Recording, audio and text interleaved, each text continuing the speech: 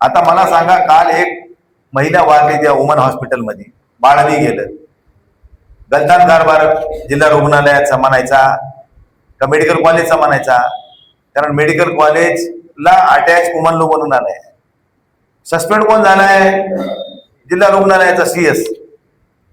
तो दीन ज्या दिवशीपासून मेडिकल कॉलेजला आलाय चव्हाण, एकही त्यानं आणखी सिव्हिलचाही राऊंड केला नाही, त्या वुमन हॉस्पिटलचाही राऊंड केला नाही. त्या ऑफिसच्या बाहेरच येत नाही.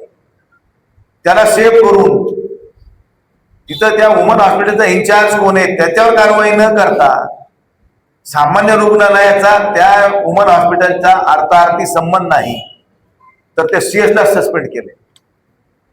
म्हणजे काय चाललंय काही कळायला मार्ग नाही. त्यामुळं जी काही सत्यता आहे ती समोर आली पाहिजे.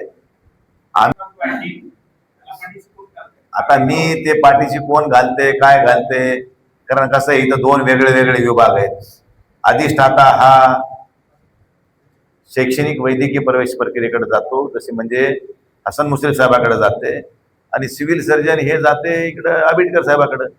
त्यामुळे आता त्यांच्यातला समन्वय साधून त्यांनी ती भूमिका घ्यायला पाहिजे की बाबा जे योग्य असेल, ज्याच्याकडे दोष आहेत, जो ह्याच्याकडे निष्काळजी, बरा वास्तविकता बघितलं तर सगळ्यांनी त्याच्याकडे गांभीर्याने बघायला पाहिजे होतं. कोणाची बी ती भगिनी असेल, कोणाची माता असेल, तिचा दुर्दैवी अंत झालाय, हे या आपल्या जिल्हा रुग्णालयाची म्हणण्यापेक्षा आपल्या आरोग्य विभागाची, जिल्हा प्रशासनाची ही एक फेल्युअर आहे, ही शोकांतिका आहे. असं कोणाच्या बाबतीत ते घडू नये. उद्या माझी बहीण आहे, माझी आई आहे, माझ्या अशा प्रसंगाशी घडल्यावर, तुमच्याशी कोणाशी घडल्यावर तुमच्या काय भावना होतील हे आपण समजून घेतल्या पाहिजे प्रत्येकाने.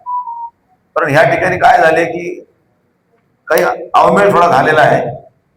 त्यासाठी त्या अवमेळाला कुठेतरी ब्रेक लागला पाहिजे.